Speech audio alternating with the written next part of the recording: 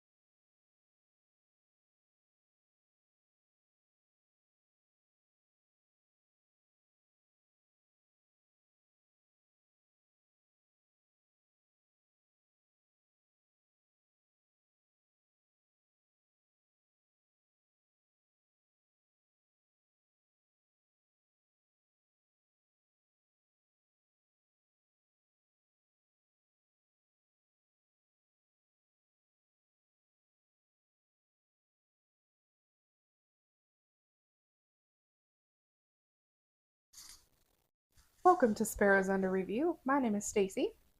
And I'm JR. How you going to introduce this one? I mean, this one came out this one came out before even one of us were functioning people. I mean, I was probably drinking Dr. Pepper bottles and reading the stocks by then. Nah, you was drinking Coke, probably. No, I was a Dr. Pepper Dr. person. Pepper? Yeah, Dr. Pepper was When my you was a drinking choice. baby? Yeah. Oh, okay. I was a wild one. I'm going to have to confirm that with you, Mama. Right. And I think my father would, if he was here, he would agree that. Probably. Now, Was that his drink of choice? yeah. Okay. And being from Virginia, rural retreat and all this stuff. I got history with everything. Right. So anyway, we're going to spin this thing a different way. We've been watching a lot. Oh shit, the microphone is all the way in my neck. It was choking me, y'all. The mic was choking me. All right, so look, we watched this movie by this company called Studio. What is the name of it? Because I really think I pronounced it wrong. I call it Studio Ghibli. Well, let's see here. Ghibli. I don't even know how you pronounce it because they don't do no pronunciation for it. But in 1988 they made a movie, and that movie is called what, Stacey? My Neighbor Totoro. All right. Now this movie came out. Go ahead and say your name. What do you always call it? Totoro? Yeah. I just call it shit My Neighbor Totoro. We both could be wrong in our pronunciations. I know he's wrong, but I could be wrong in my pronunciation as well. And this film, is in high regard, coming out in 1988. So it's lived a long life. Box office wise, since we do technical stuff ahead of time. Decent amount of life. Yeah, $41 million in that amount of time. This movie, how it came into my life is weird. So, what happened to me, I said happening. What happened to me was, Disney got a hold of this movie. And I'm talking, Disney didn't get it till I want to say mid 2000s. I was fresh out of high school. I was in my first year of college, and I won't forget it. Okay. Whenever it came out in college, I already knew it was out. It was already Studio Ghibli, whatever. Right. But you're talking about the English version the of English it, version. translation. I'm in college, and nerds watch this kind of stuff. You considered yourself a nerd. I've always not making fun of any other people by using that term. I'm just explaining that you consider yourself a nerd. Yeah, so me and my crew went to go see this at the local theater when it was $5 in, and we thought that was a high ass price. Right. And we were amazed. We were like, "Oh shit, this is." And mind you, this was my second or third movie that I'd watched. Studio Ghibli movie. Yeah, Studio Ghibli movie, and his movies are deep. Okay. They're kind of just it makes you think. Right. Now, going into the future, because we went back to the past. Now we're going to go to the future. I stepped into this store called Box Lunch. In a city, we won't disclose too much information because I don't want to get pop smoked. Georgia, we're in Georgia. Yeah, I don't want to get pop smoked or nothing like that. So I didn't even want to disclose that. I might edit that shit out. But the point I'm making is I mean, we're not going to be here when it releases, so it's not a big deal. Right. So the thing is that what went on with this and what got me was when you're inside this store I was in, that's the first thing you see. The first thing I saw. So it's going to really... Well, I didn't see it. Exactly. But once I seen the material that you saw was oh boy, John Ass Cat, or whatever the fuck he was. You see Totoro everywhere. Or 2020 Row, or whatever. Totoro, maybe? Totoro, yeah. I really need Wikipedia to not put the Chinese or Japanese symbols and let me get a... Right, teach me how to properly say it. Teach me how to pronounce it. I need to enunciate it the right way. So anyway, I really got tied into this. So this was another one of those. The Max has all of the movies. With the Max having all these movies in a good format, you're seeing it. It's being rendered in its highest form, which obviously in the previous episode we talked about what was the first 4K movie they made. But this movie's been upscaled to at least 1080. Shit looks good regardless. But my problem is when you dig into this animation on this movie, once again, I don't want to feel disrespected when I do this, but I want to put it up against some heavy hitters. I look at animation from The Simpsons. Not the movie, but from the regular show. Yeah. I look at Simpsons animation. I look at Rick and Morty. I look at basically anything you can think of with the exception of South Park, because South Park doesn't have the type of, pull and everything that I think it should when it comes to how all this should go. I think your mic died.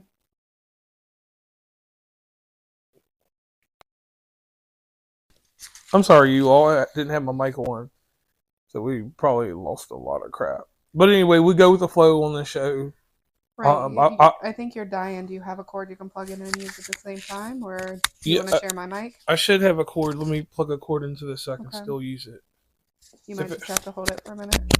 Yeah, if it works. So basically, to sum up everything that he said, I don't even know where we left off. We'll catch up on that later. So we'll just start now with the movie. I'll jump in. So this is in the 1950s in Japan.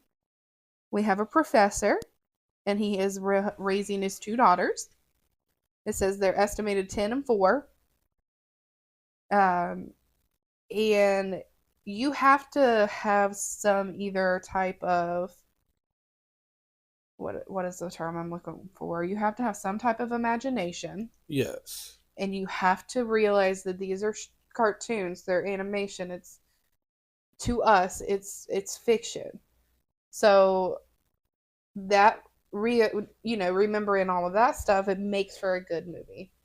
And you have these little spirit characters, and the dad and I think maybe the neighbor, I think they call grandma now. Is that what they call her? Yes. And they explain all of that stuff, and it's like dad is encouraging, like, oh, so it gives me the feel that they want the kids to have the imagination, not necessarily that they believe in it because they're adults, but they want the kids to feel like, oh, this is exciting, and this is what might happen, and this is what's going on, and these are the spirits, and if you do so much, then you're going to achieve different things and stuff like that. But it kind of makes it exciting for that, in my opinion. Hey listeners, are you ready for a story that will keep you on the edge of your seat? Imagine Would You Rather meets House on Haunted Hill with just a dash of salt. Intrigued? Let me tell you about The Invitation, a new young adult horror/thriller novel from an independent author, Stephen T. Thomas, coming January 21st, 2025. In the small town of Westview, Brittany Barnes is searching for hope after her father's tragic death and her family's financial struggles.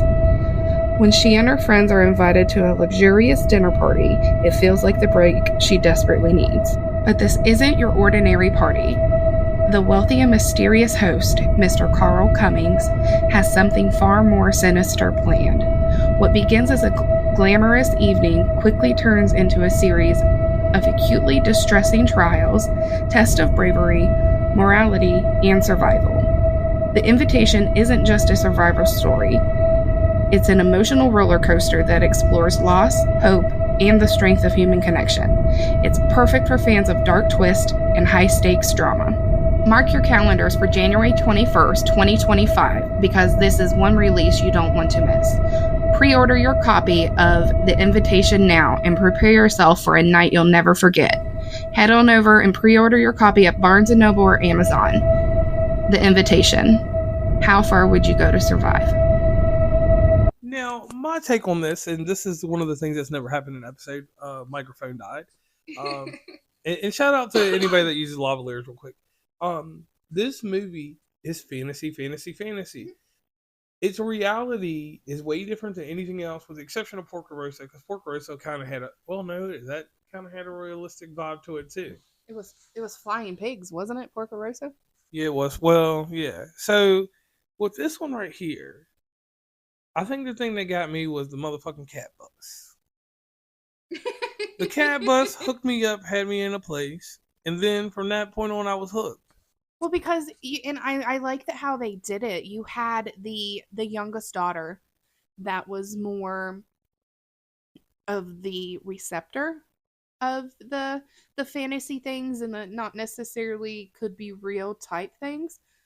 So I like how they did it where, she could be imagining these things, and that's why the older sister hasn't experienced any of it, and why the dad hasn't experienced any of it either.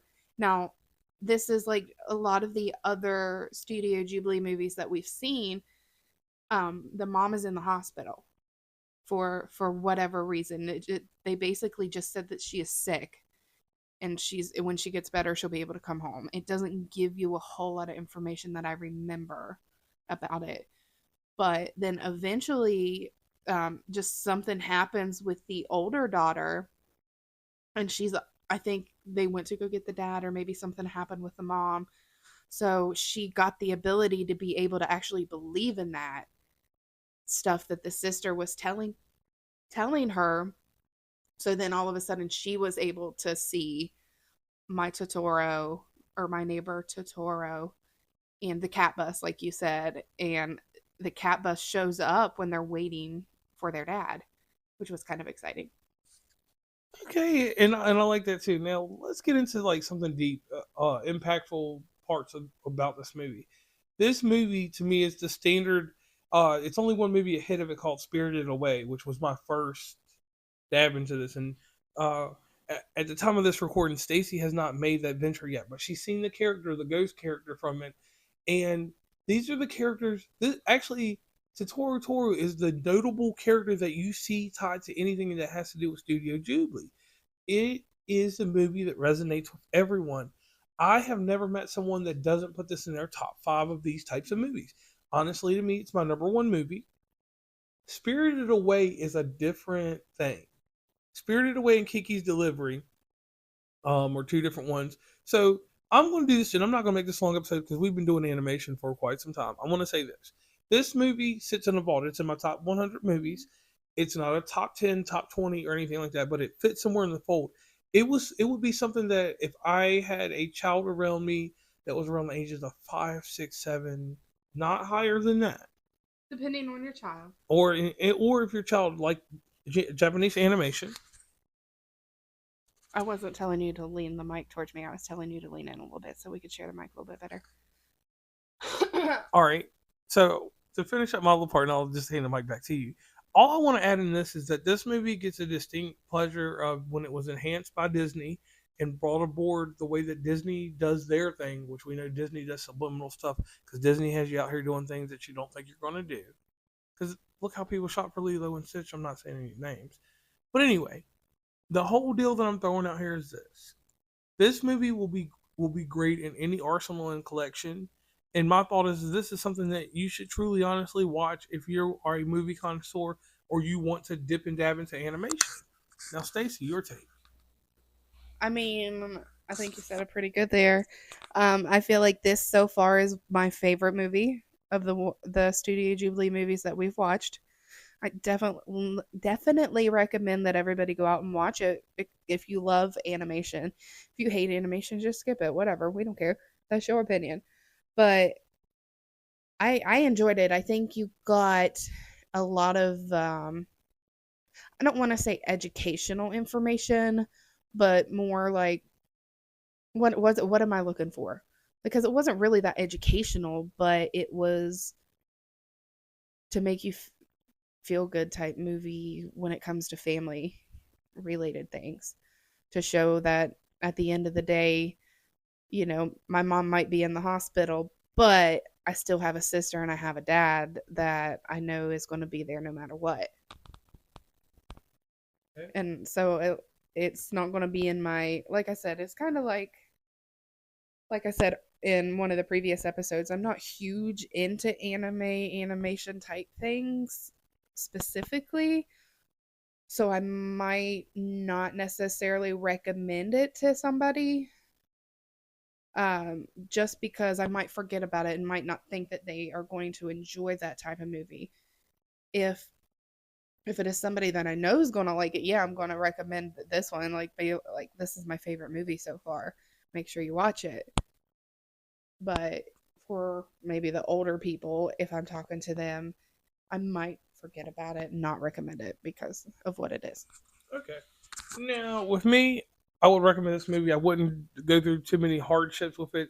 I would just be like, hey, if you want to learn about this crap, get into this. If you don't want to snap into this type of Slim Jim, don't snap into it because there's enough stuff. This is one thing I'll say has enough stuff in its arsenal that you can find a movie to relate to it. And that's weird that so many movies released, but my thing about this, these movies been being released for over 35 years. So there's something that has to be worked down and grabbed by everyone.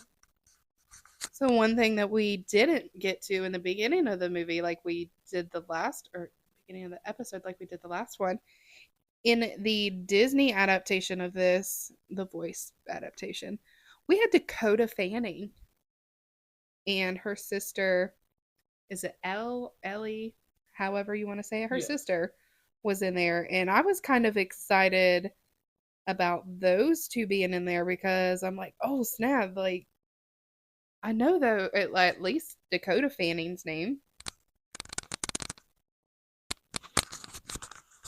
Okay, and that's all I have to add to it. It has a star-studded cast, and you got to think with the muscle of Disney in releasing an English dub version of this, it's out there. One thing I will say here though, this movie, when it was released as part of the whole fold for the United States when it came out, the movie made great money. This movie has an amazing bit to it, where it was released on DVD. This thing has been released on Laserdisc, and everybody knows I'm a fan of Laserdisc. VHS. It's been released on so many different medias that mediums, I said medias, that's something that got me going with this and made me very entertained to say, hey, this movie's been on almost every video format you can buy. So my lasting impression on this movie, and I'll leave it at this because I've already given my point and review on it, is this. Great movie. It's a great entry into this. If you're a person that is a Comic-Con person that collects things, this is the movie that ties you into Studio Ghibli. If you see the stuff and you're wearing it as a poser before you watch anything, make sure you watch this movie. So on that note, I'm JR, and I want to pass it along to Stacey. And I think you summed up about everything that we need to know. So I'm Stacey.